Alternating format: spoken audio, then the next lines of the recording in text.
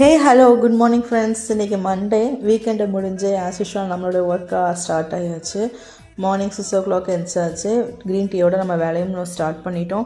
இன்றைக்கி நம்ம என்ன பண்ண போகிறோம்னா ரவை பாத் தான் என் பொண்ணுக்கு பண்ணி கொடுக்க போகிறேன்.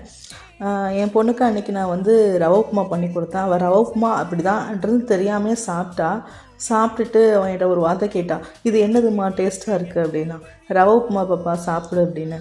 அதுக்கு சொல்கிறான், இனிமேல் பண்ணாதம்மா, ரவை உப்புமா எனக்கு பிடிக்காது அப்படின்றா. அந்த ரவைன்ற உப்புமான்ற பேரை கேட்டாலே சாப்பிட மாட்றாங்கங்க. நானும் யூடியூப்பில் எவ்வளோ பார்த்து செஞ்சு கொடுத்தாச்சு. இந்த மாதிரி செஞ்சு கொடுத்தா அவங்க ஹஸ்பண்டுக்கு பிடிக்கும், இந்த மாதிரி செஞ்சு கொடுத்தா அவங்க பிள்ளைங்களுக்கு பிடிக்குங்கிறாங்க. நானும் செஞ்சு கொடுத்தேன். அந்த பேரை கேட்டாலே தெரிச்சு ஓடுறாங்க ரவை உப்புமா அப்படின்னாலே.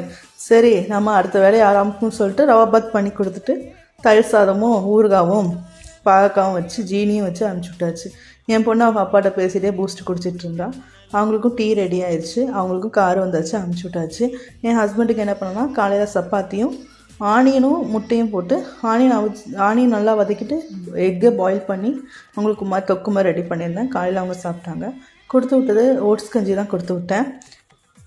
நிறைய நட்ஸ்லாம் போட்டு ஓட்ஸ் கஞ்சி அடித்து நான் அது போட்டு கொடுத்து விட்டாச்சு. என் ஹஸ்பண்டும் கிளம்பிட்டாங்க. அதுக்கப்புறம் என் பொண்ணும் டாட்டா கட்டிட்டு என் பொண்ணுக்கும் சப்பாத்தி கொடுத்து சாப்பாடு கொடுத்துட்டு நானும் ஓட்ஸ் கஞ்சி குடிச்சிட்டேன்.